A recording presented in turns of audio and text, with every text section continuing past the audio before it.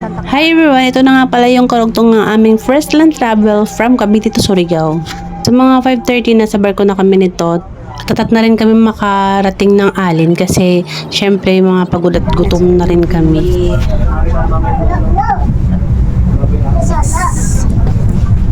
2 hours kami magbiyahe from Matnog to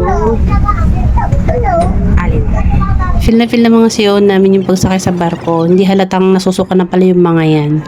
7:30 AM na ng time na to, tanong na namin yung port ng Alin.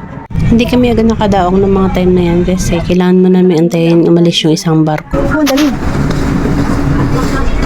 Wow! Maganda! Ala!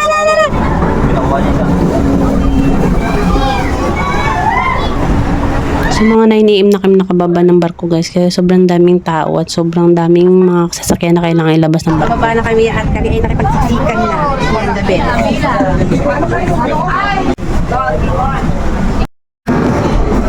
Babaan kami. Inabot kami ng 20 minutes bago makalabas ng barko. Ang dami kasing pasahero nung time na to guys.